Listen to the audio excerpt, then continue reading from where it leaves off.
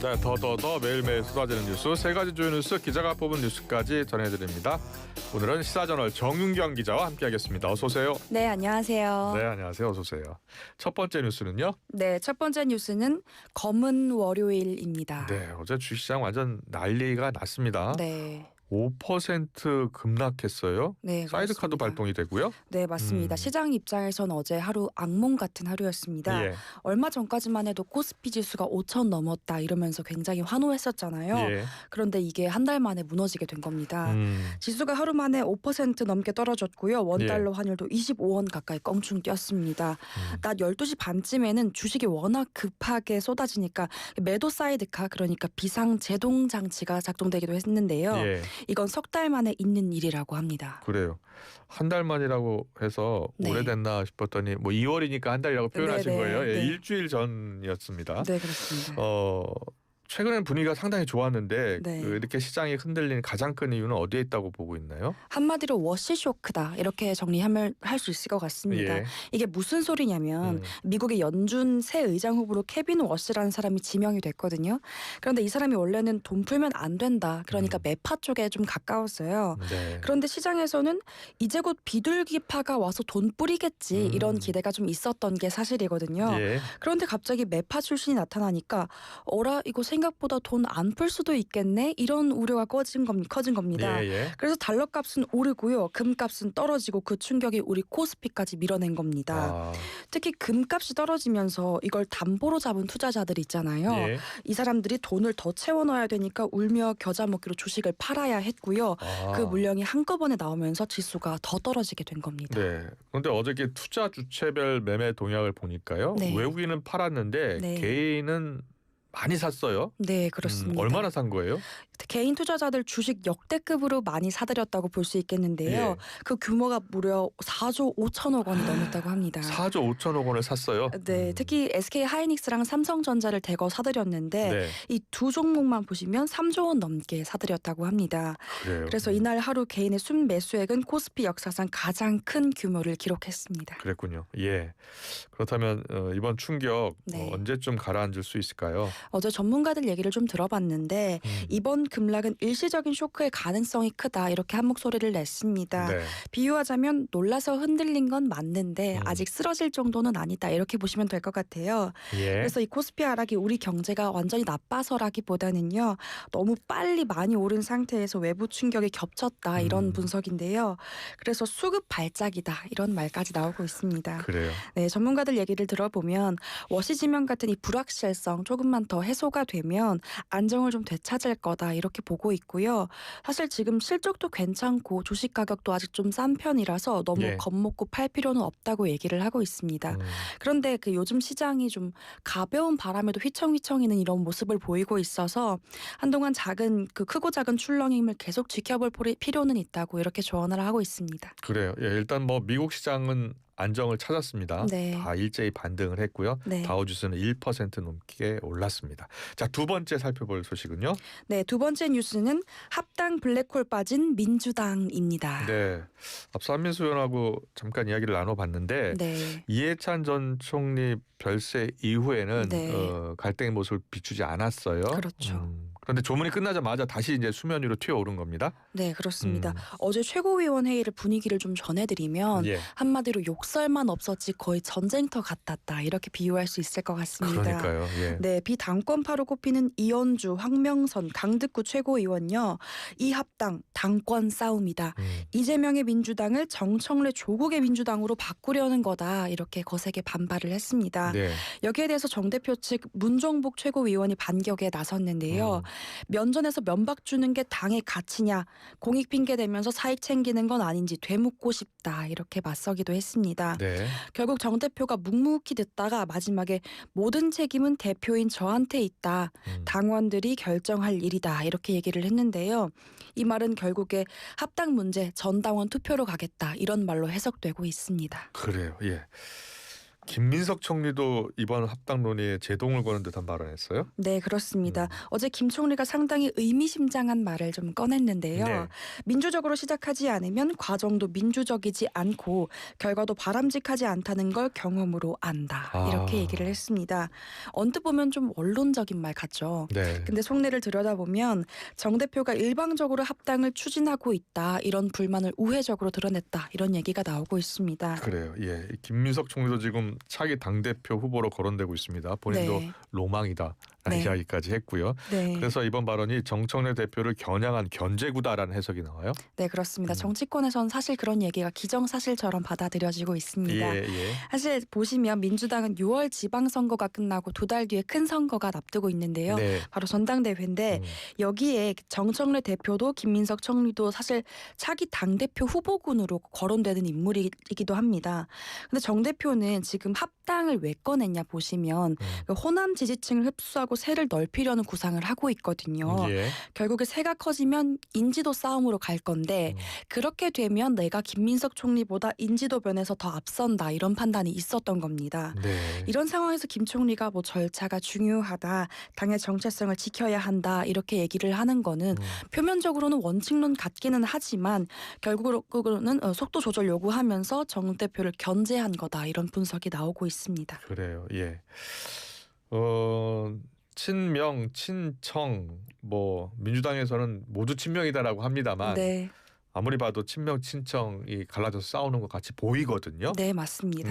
누가 이기냐를 좌우할 핵심 변수는 뭐라고 보세요? 네, 첫 번째 관건은 한마디로 정리를 하면 1인 1표제 표결 결과다 이렇게 보시면 될 것 같습니다. 예. 네, 오늘 결과가 나오는데요. 예. 이게 정 대표가 밀어붙인 안건인데 이 당원 한 사람 한 사람의 표를 좀 동등하게 반영하자 이런 얘긴데요. 네. 지금은 대의원표가 그 권리당원보다 더 무겁거든요. 이걸 같은 무게를 두자는 게 1인 1표제라고 보시면 되는데 이게 통과되면 정 대표가 추진한 합당 논의에도 탄력이 붙을 거고요.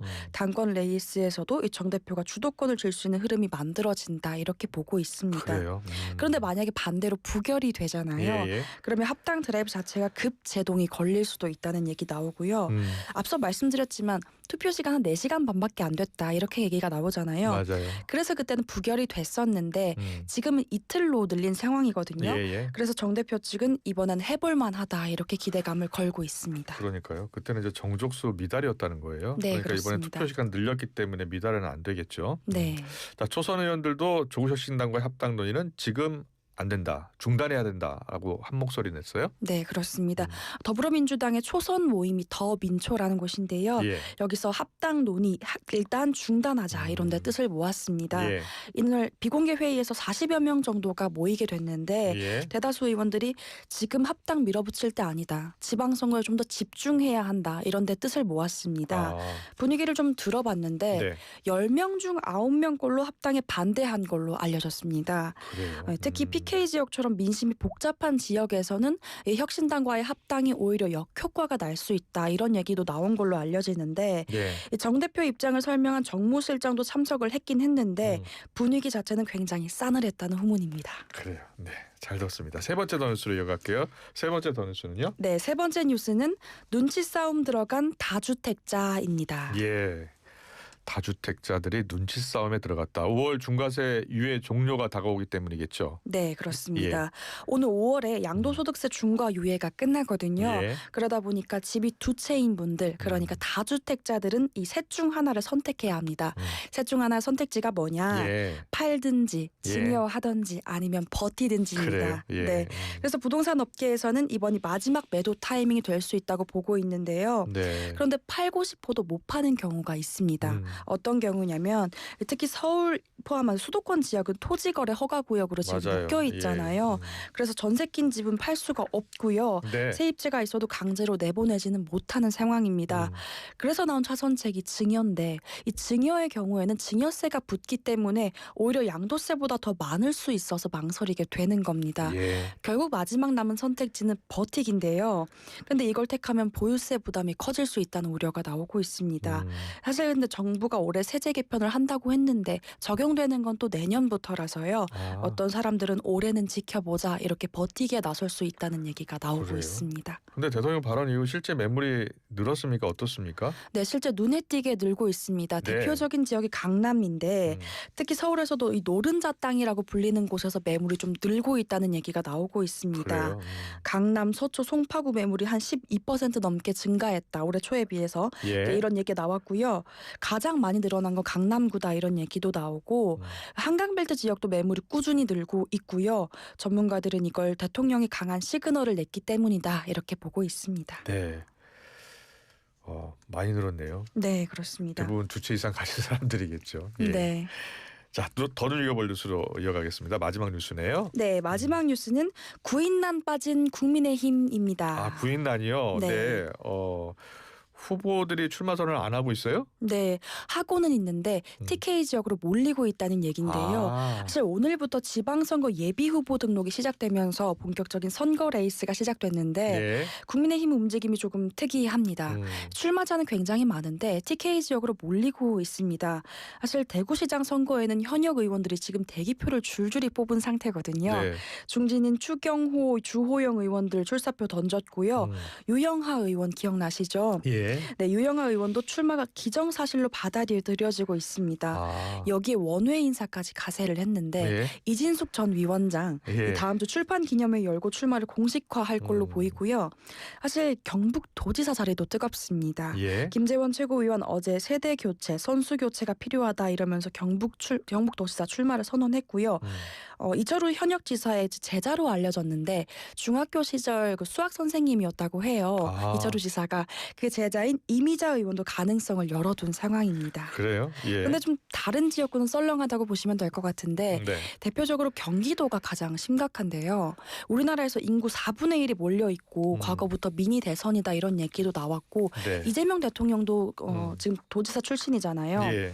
그런데 국민의힘 쪽에서는 뭐 안철수, 김은혜 의원이랑 유승민 전 의원이 거론되고 있는데 예. 일단 셋 다 고사하고 있는 분위기입니다. 사석에서 셋 다 얘기를 나눠봤는데 출마에 좀 선을 긋는 분위기고요. 예. 왜 선을 긋고 있냐 얘기를 좀 들어보면 가장 큰 부담은 의원직입니다. 네, 본선에 나가게 되면 일단 지역구를 내려놔야 되는데 예. 실제로 김 의원은 한번 내려놨다가 낙선하면서 좀 의원직을 잃고 대통령실로 자리를 옮긴 적도 있잖아요. 예. 그리고 안 의원 같은 경우에는 사실 서울시장 출마에 좀 더 관심이 있다 이런 얘기도 들리고 해서 그래요? 네, 그래서 지금 경기도지사가 구인난이다 이런 얘기가 나오고 있습니다. PK 지역은 어떻습니까? 네, 사실 PK 지역도 보수세가 강한 지역으로 꼽히잖아요. 예. 그런데 지금 후보군을 보시면 그렇게 두텁지 않다 이런 얘기가 나오고 있는데 네. 부산시장 후보군으로는 지금 박형준 현 시장이랑요. 예. 뭐 김도읍, 조경태 의원이 거론되기는 하지만 두 의원은 공식적으로 출마를 밝히진 않은 상황이고요. 예. 경남도지사도 상황이 비슷하고 울산 같은 경우에도 김두겸 현 시장이 사실상 단독 주자로 거론되고 있는 상황입니다. 사실 왜 이렇게 조용할까 보시면 PK 민심이 예전만큼 이렇게 강하지 않다 이런 얘기가 나오고 있는데 최근 여론조사를 보면 PK 지역에서 민주당이 뭐 국민의힘 지지율보다 더 높다 이런 조사도 나왔거든요. 예. 그래서 그동안 텃밭이라고 생각했던 곳에서도 민심이 조금 흔들리고 있는 분위기라고 보시면 될 것 같습니다. 네, 오늘도 더 뉴스 정말 잘 들었습니다. 시사저널 정유경 기자와 함께했습니다. 고맙습니다. 네, 감사합니다.